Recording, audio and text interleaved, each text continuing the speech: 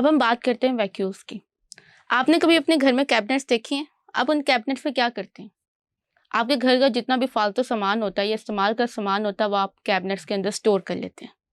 बिल्कुल इसी तरह एनिमल्स और प्लांट सेल्स के अंदर जो स्टोरेज यूनिट होते हैं वो वैक्यूल्स होते हैं। वैक्यूल्स प्लांट्स और एनिमल्स के अंदर बेसिकली मॉलिक्यूल्स, वाटर और फूड की स्टोरेज के अंदर जो है वो इन्वॉल्व होते हैं। अगर हम एनिमल सेल की बात करें तो एनिमल सेल्स के अंदर जो वैक्यूल का साइज होता है वो काफ़ी छोटा होता है and they are distributed in all the cell. Whereas in the plants vacuoles जो होते हैं ये एक सेंट्रल रीजन को जो है वो कवर कर रहे होते हैं। दैट्स वाई इसको हम सेंट्रल वैक्यूल कहते हैं और ये सेंट्रल वैक्यूल प्लांट की 90% जो है वो स्पेस ले लेते हैं।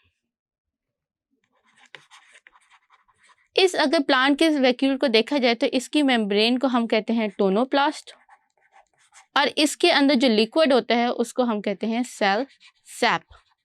ये cell sap basically water plus nutrients होते हैं जो कि सेल को जो अंदर जो होता है वो सेल के अंदर न्यूट्रिएंट को स्टोर कर रहे होते हैं। एट द सेम टाइम ये प्लांट के जो बेबी प्लांट होते हैं यानी कि यंग प्लांट होते हैं उसके अंदर टर्गर प्रेशर भी जनरेट कर रहे होते हैं। दैट्स वाई आपने देखा होगा कि जैसे ही आप छोटे पौधों को पानी नहीं देते वो पौधे विल्ट कर जाते हैं यानी मुरझा जाते हैं। अब हम बात करते हैं दूसरे ऑर्गेनेली की। That is the one of the most important organelle जिसका नाम है माइटोकॉन्ड्रिया। माइटोकॉन्ड्रिया को सेल का पावर हाउस भी कहा जाता है because it is involve in the cellular respiration of the cell. Cell के अंदर जितनी भी एटीपी की प्रोडक्शन होती है वो आपकी माइटोकॉन्ड्रिया कर रही होती है। अगर हम माइटोकॉन्ड्रिया के स्ट्रक्चर की बात करें तो इसका स्ट्रक्चर डबल मेम्ब्रेन है। Mitochondria is the double membrane organelle. Double membrane means कि ये इसकी आउटर मेम्ब्रेन होती है और ये उसके साथ जो आपको येलो कलर का रीजन नजर आ रहा है ये इसकी इनर मेम्ब्रेन है। आउटर मेम्ब्रेन काफ़ी स्मूथ होती है लेकिन उसके अंदर कुछ स्मॉल एम्बेडेंस होती हैं जिनको हम कहते हैं पोरिन्स। स्पेशल प्रोटीन्स होते हैं जिनको हम कहते हैं पोरिन्स। ये पोरिन्स वो गेटवे होते हैं जिसके थ्रू मॉलिक्यूल्स जो होते हैं वो माइटोकॉन्ड्रिया के अंदर आते हैं और एटीपीज जो होते हैं माइटोकॉन्ड्रिया से बाहर निकलते हैं।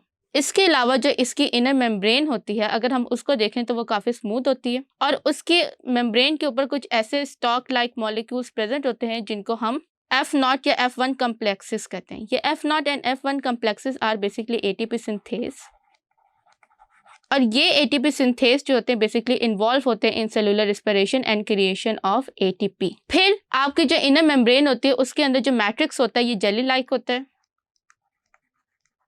इस जेली लाइक मैट्रिक्स के अंदर आपका सर्कुलर डीएनए होता है जिसको हम प्लाज्मिड कहते हैं। ये प्लाज्मिड बेसिकली उन प्रोटीन्स को या उन रीजन्स को कोड कर रहा होता है जो कि डीएनए की माइटोकॉन्ड्रिया की रेप्लिकेशन और उसके सिंथेसिस में इन्वॉल्व होते हैं। उसके अलावा आपको ये जो ग्रीन रीजन नज़र आ रहा होता है ये बेसिकली राइबोसोम्स होते हैं जो कि इस प्लाज्मिड के थ्रू प्रोटीन्स को क्रिएट कर रहे होते हैं। Thank you.